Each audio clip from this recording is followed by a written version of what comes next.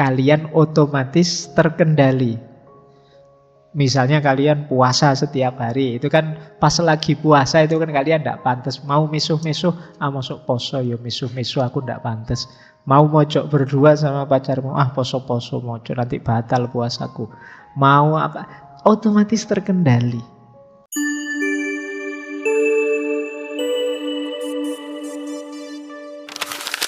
Assalamualaikum warahmatullahi wabarakatuh.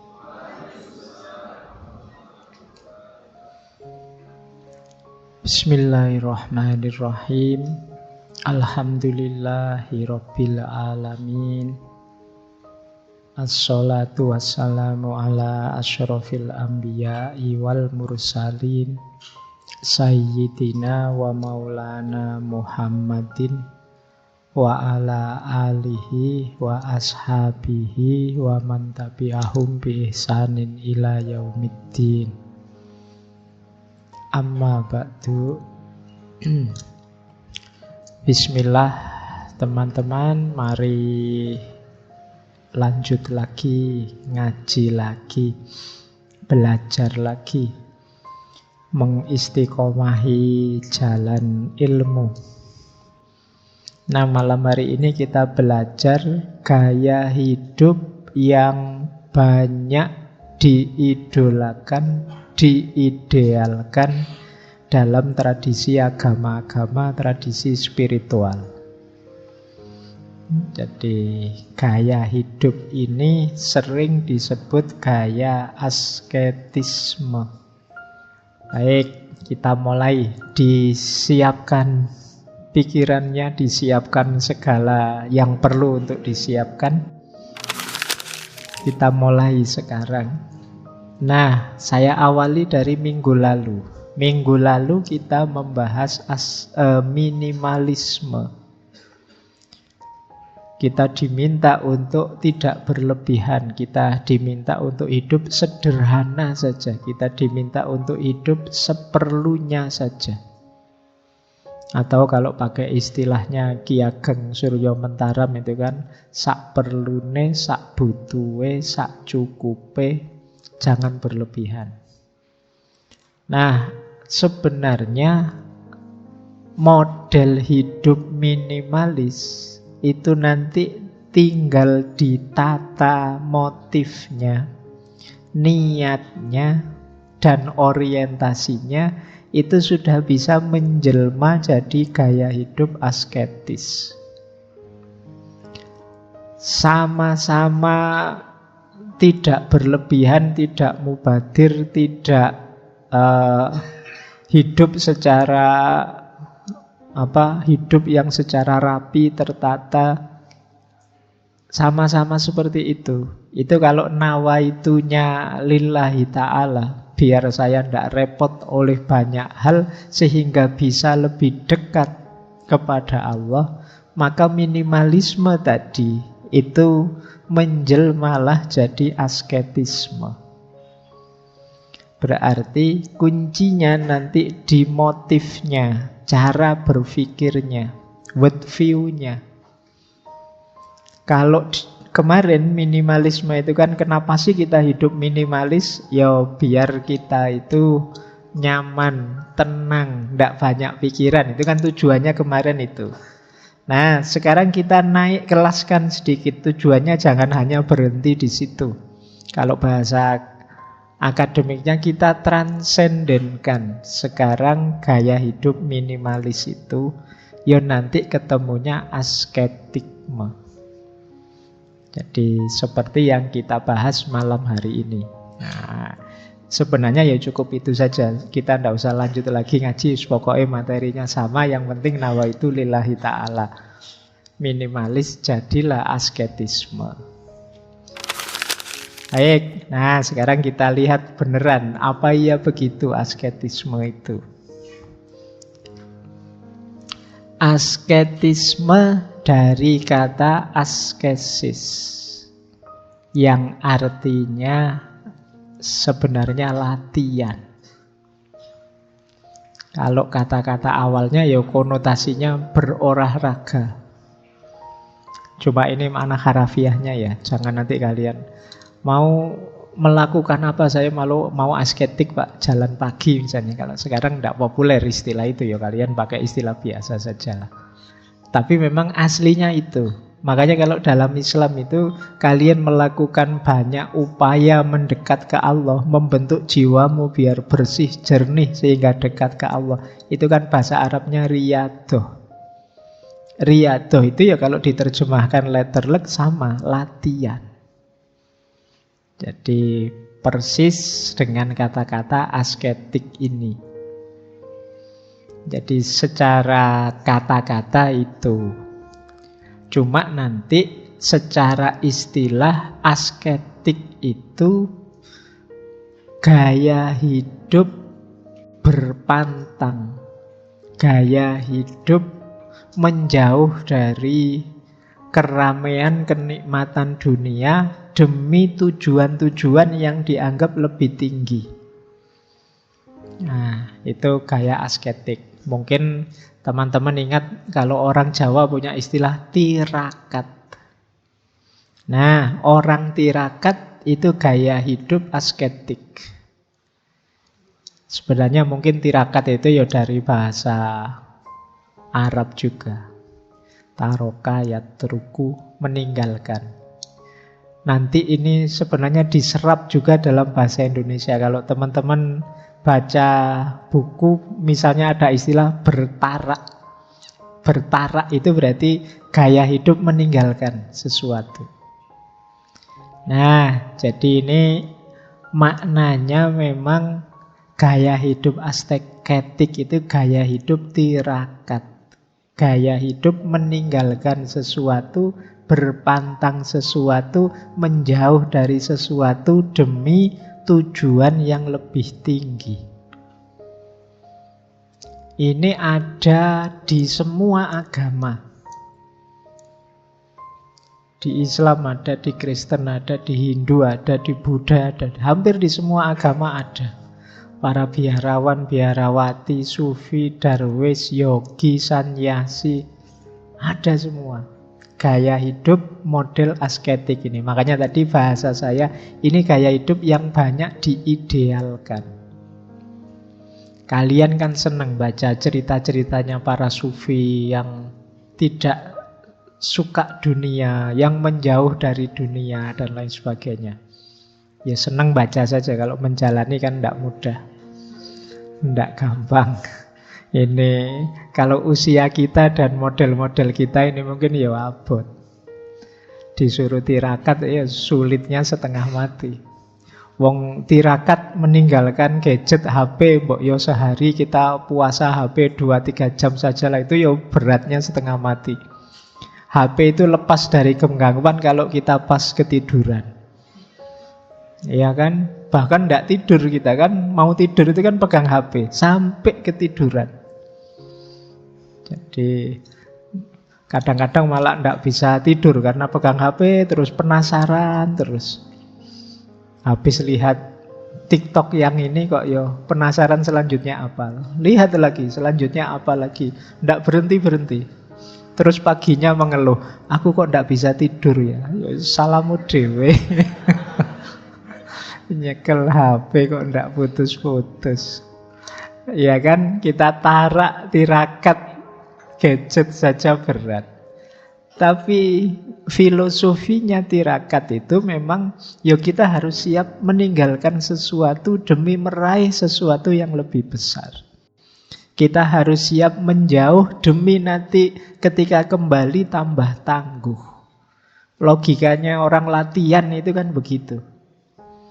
Kalau kalian ingin jago bulu tangkis atau jago sepak bola itu kan latihan dulu. Latihan dulu itu jangan kesusu tampil tanding.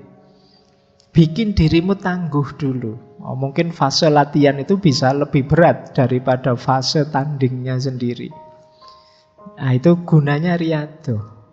Jadi cara hidup semacam ini ya kalau bahasa filsafatnya namanya asketisme. Jadi gaya hidup antitesisnya orang banyak yang hanya ingin senang-senang saja menikmati hidup. Sementara gaya hidup asketik itu ingin menjauh dari keramaian hidup. Nanti kita belajar pelan-pelan. Nah, ada dua jenis asketisme. Ada yang natural, ada yang unnatural, tidak natural. Nanti ada juga yang inner worldly, ada outer worldly. Ini kalau pembagian inner dan outer ini dari sosiolog Mark Weber. Kalau natural dan unnatural, yang natural itu gaya hidup asketik, ya memang hidup sederhana, mengurangi apa-apa, tapi masih dalam batas-batas normal, manusiawi. Tidak ada unsur-unsur penyiksaan tubuh. Nanti ada yang ekstrim, yaitu yang tidak natural. Kan teman-teman mungkin pernah lihat orang-orang mistikus tertentu itu yang aktivitasnya agak keras, ekstrim. Ada yang sampai tidur di atas paku misalnya. Ada yang melakukan, kemarin saya baca itu ada di India itu yogi yang ngangkat tangannya ini sudah puluhan tahun tidak diturun-turunkan. Yoganya sejenis itu.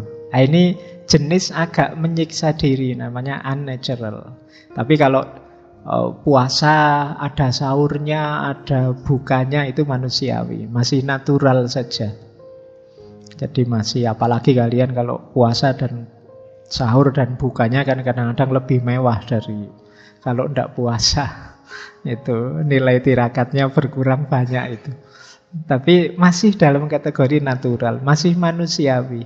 Yo, sholat malam ya, tapi ya tidur. Nanti ada mungkin sufi tertentu yang tidak tidur. Semalam sholat sekian ratus rakaat misalnya. Ada yang begitu. Nah, ini jenis unnatural. Ya manusia butuh tidur. Kalau dipakai ibadah terus nanti jangan-jangan sakit.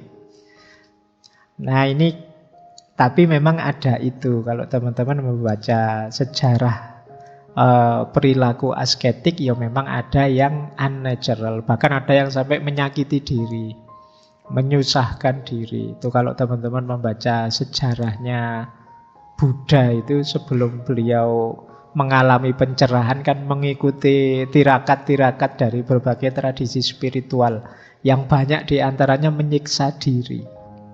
Nah, itu namanya unnatural.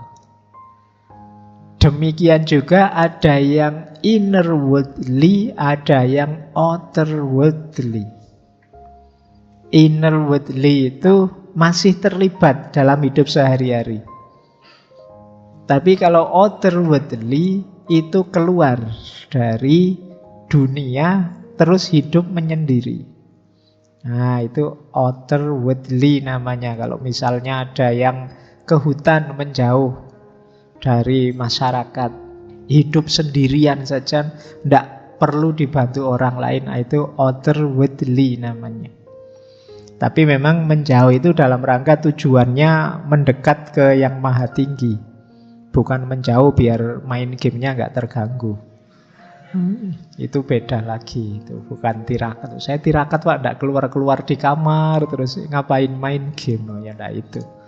Nah, kalau inner worldly itu masih terlibat. Orang Jawa punya istilah namanya topo ngerame. Topo ngerame itu sebenarnya aku ini sedang bersemedi, bertapa, tapi dalam keramaian. Jadi tingkah polanya orang di sekelilingku tidak mempengaruhi aku, karena batinku sudah batin yang meditatif. Jadi mindful, fokus pada tujuan-tujuan spiritual. Meskipun sambil ngajar, sambil kuliah, sambil kerja, sambil nongkrong di kafe dan lain sebagainya. Nah, ini cuma tidak acting ya, memang beneran. Kalau istilahnya memang tirakat beneran, batinnya kuat beneran.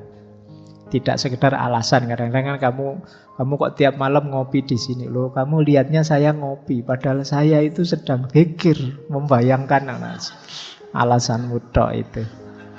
Nah, Tapi orang-orang pejalan spiritual yang inner worldly ya memang kelihatannya kerja biasa, kuliah biasa, tapi batinnya itu batin yang meditatif, batin yang fokus pada Tuhan terus.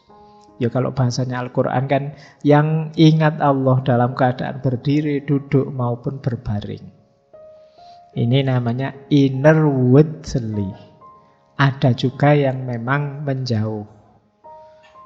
Zaman dulu kalau di Jawa ada istilah topo broto, menjauh dari keramaian ke tengah hutan, ya hidup seadanya dari apa yang ada di sekelilingnya untuk mendekat pada Allah. Dalam tasawuf ada istilah uzlah dan kholwat. Uzlah itu menjauh dari keramaian. Kalau kholwat itu artinya mengurung diri.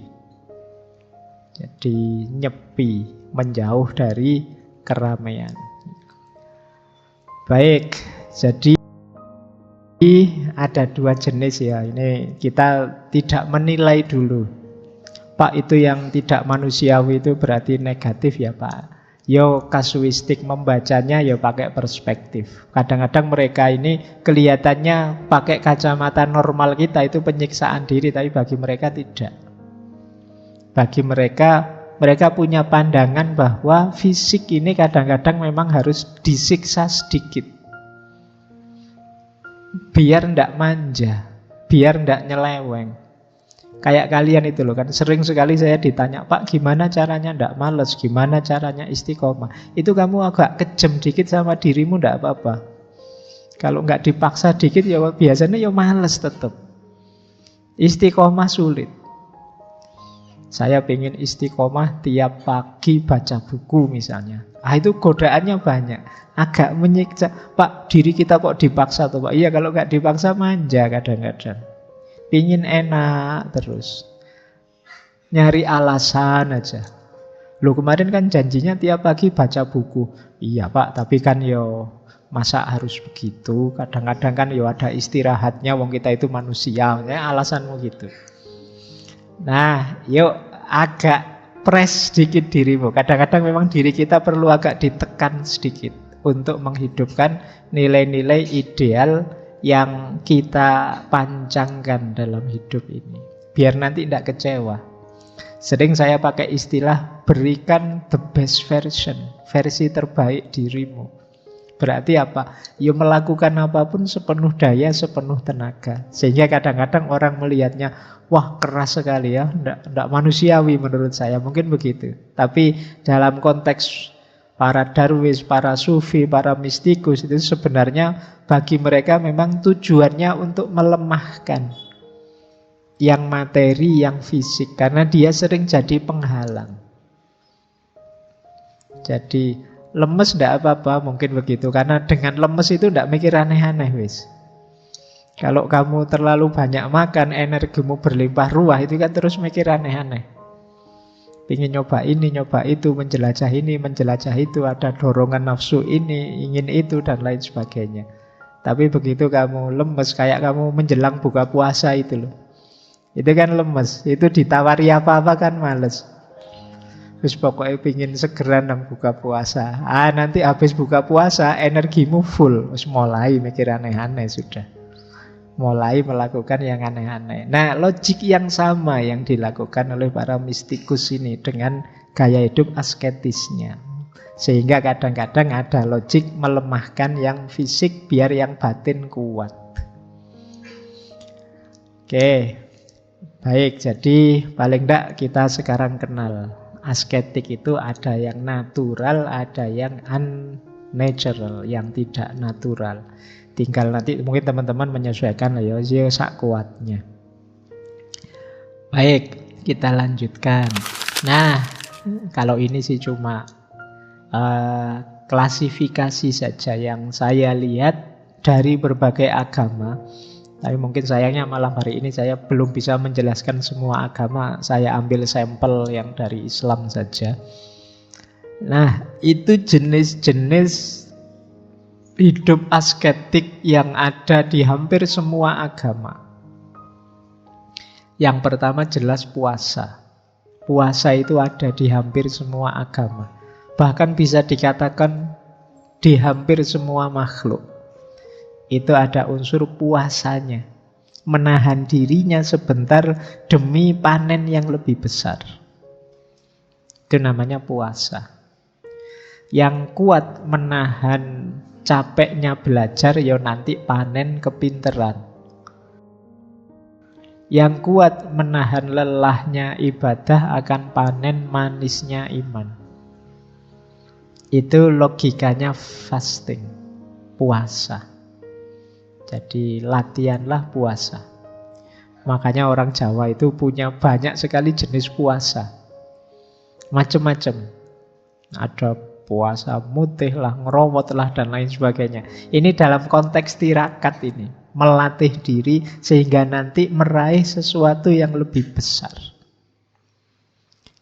Kemudian ada lagi praktek asketik itu menyendiri seperti tadi ya, uzlah, menjauh dari keramaian. Communal asceticism, menjauh dari keramaian. Ada yang model yogi. Para yogi biasanya pakai gerakan tertentu, pakai nafas tertentu, fokus tertentu, gaya mindful tertentu. Kalau dalam Islam mungkin wirid dengan formula tertentu. Bacalah ayat kursi 1000 kali setiap malam. Wah, itu gaya yogi. Baca ayat ini 40 kali sambil membayangkan dia yang kamu taksir. Nanti dalam waktu sekian, ini gaya yogi. Jadi melakukan formula-formula fisik, formula-formula nafas, formula-formula zikir dan lain sebagainya. Ini juga gaya hidup asketik. Makanya kalian kan sering mengeluh, banyak sekali Pak, berat sekali Pak. Ya wong namanya tirakat, riyadhah, latihan. Mendidik jiwamu tentu saja ya ndak enteng, karena hasilnya jauh lebih luar biasa. Kemudian ada juga yang melean, nocturnal vigils. Ini ndak tidur. Ada yang ndak makan namanya puasa, ada yang tidak tidur. Saya pernah membaca di India itu ada yogi yang tidak pernah tidur dan tidak pernah makan puluhan tahun. Kok bisa ya? Ternyata bisa memang. Itu kan luar biasa. Nggak makan loh. Kalau kalian membayangkan mau kalian kuliah jam 7 belum sarapan aja mulet-mulet. Ini nggak makan puluhan tahun bisa survive. Kalau di Indonesia itu sudah ditemui pesulap merah itu.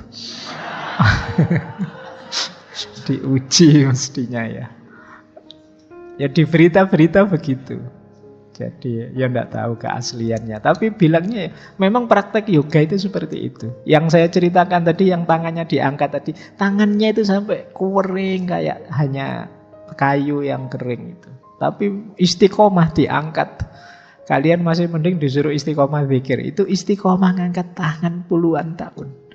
Melakukan apa saja tangannya tidak bergerak.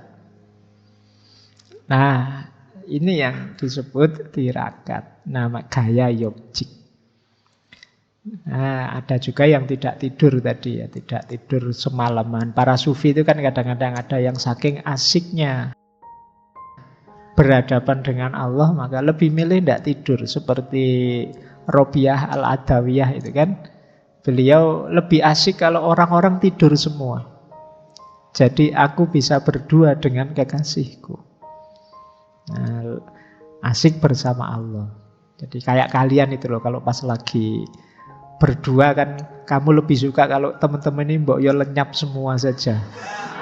Nggak usah hadir malah ganggu aku. Nah, orang-orang yang cinta sama Allah juga begitu.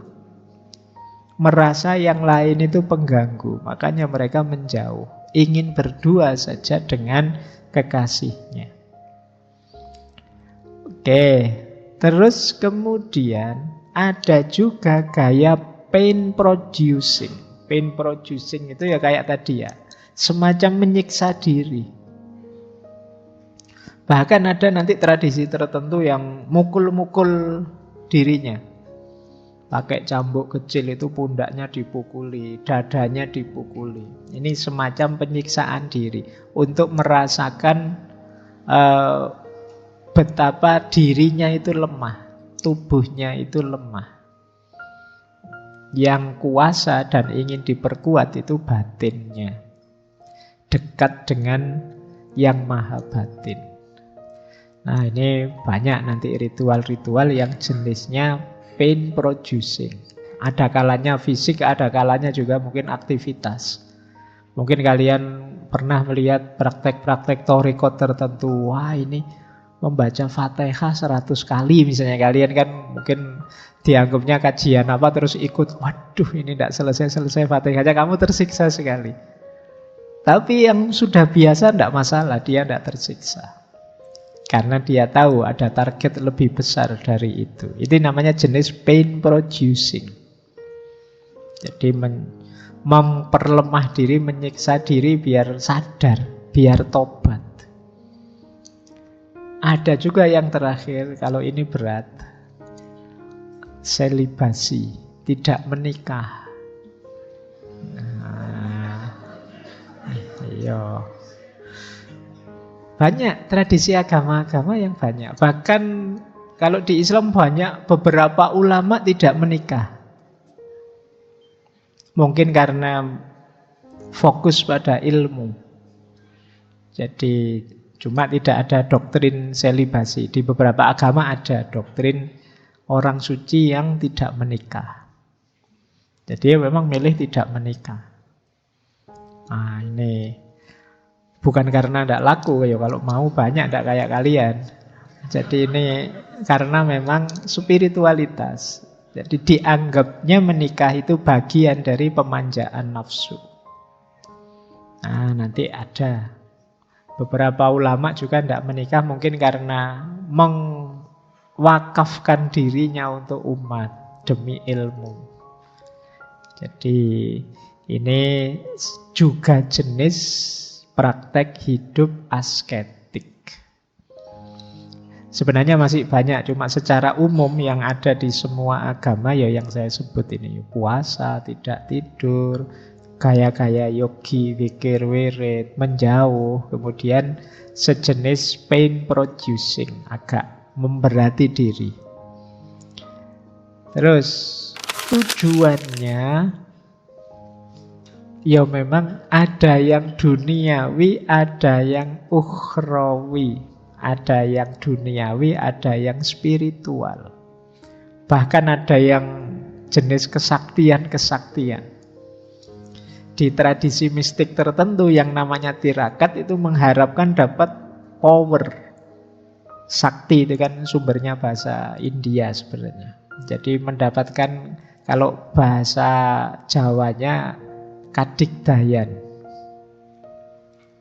Kalau melakukan tirakat ini nanti menguasai ilmu ini, menguasai, bisa mukul orang jarak jauh, bisa menghilang, bisa punya keris petir atau bisa, nah, yang kayak gini ini.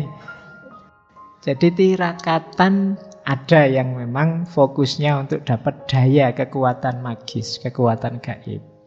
Ada yang memang tujuannya mendekat pada Tuhan.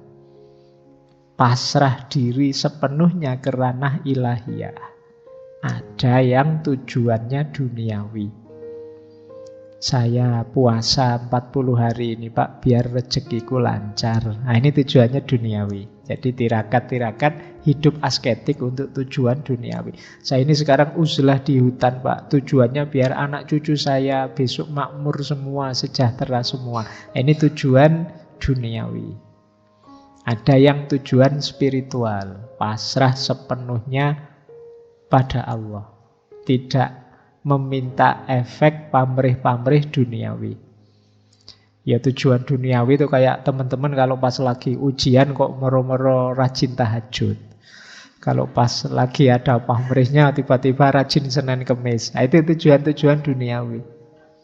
Jadi padune atau pamrihnya. Nanti begitu rajin tahajud terus dilihat terakhir, IP saya kok tetap saja ndak naik ya, padahal sudah tahajud loh, terus akhirnya males tahajud. Ya karena pamrihmu pamrih duniawi. Jadi ya sama saja kamu tahajud sepanjang malam males belajar ya ndak bisa jawab akhirnya.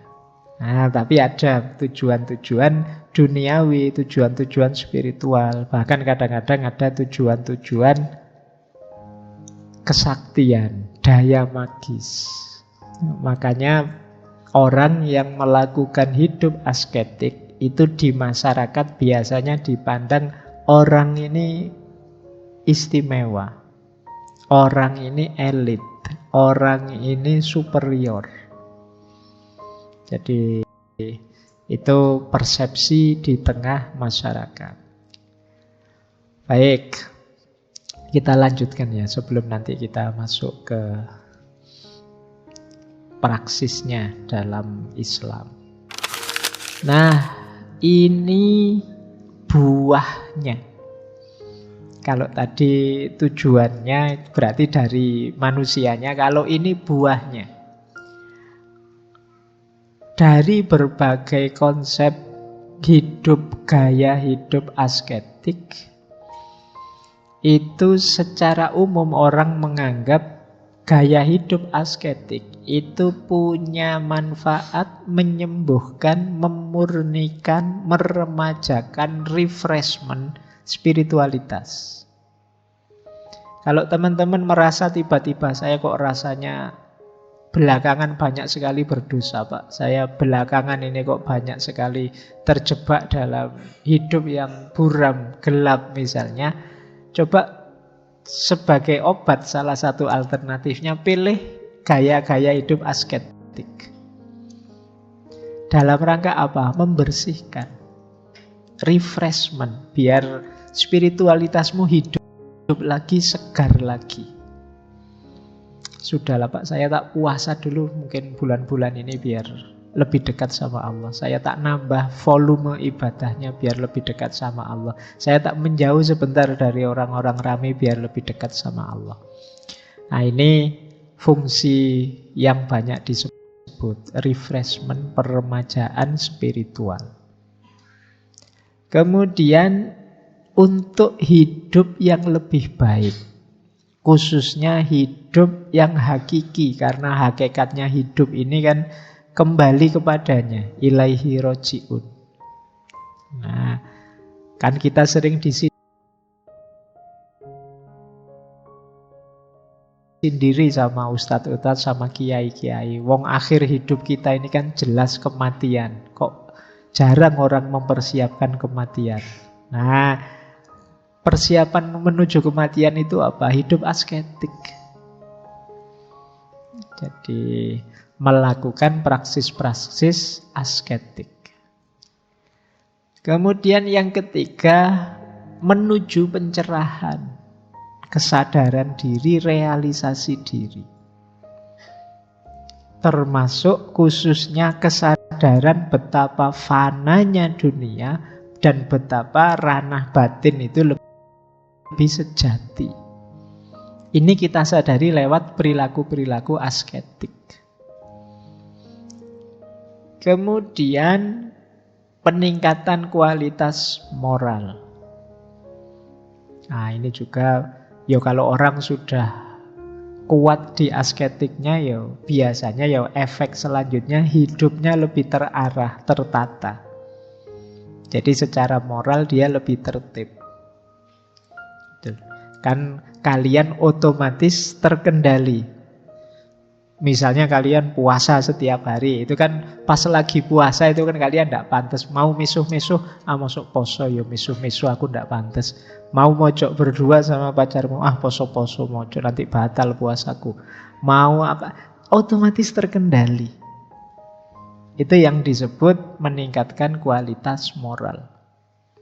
Orang juga kan kalau lihat kalian soleh sekali, tiap malam bangun tahajud, puasanya juga banyak, itu kan tidak hanya kalian, lingkungan sekelilingmu ikut mengendalikan. Kalau kalian mau aneh-aneh kan diingatkan, Mas yo mosok kayak gitu mulutnya ndak pantas, wong yo biasa tahajud kok misalnya. Jadi orang-orang sekeliling juga ikut ngontrol, ndak hanya kalian. Masuk anak soleh kok gitu. Ini kan bisa diingatkan sama lingkunganmu. Janganlah ini agak-agak subhat ini, sampean jangan deket-deket, sampean anak soleh rajin ke masjid kok malah nonton yang gini-gini misalnya. Nah ini yang lain juga ikut ngontrol. Jadi perilaku asketik secara tidak sadar ngontrol kita dari perbuatan-perbuatan yang tidak bermoral.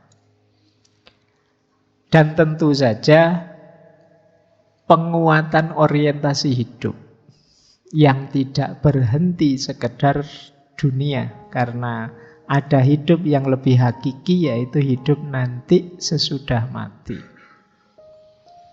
Nah, inilah buah yang kita panen kalau kita menjalankan hidup asketik secara umum.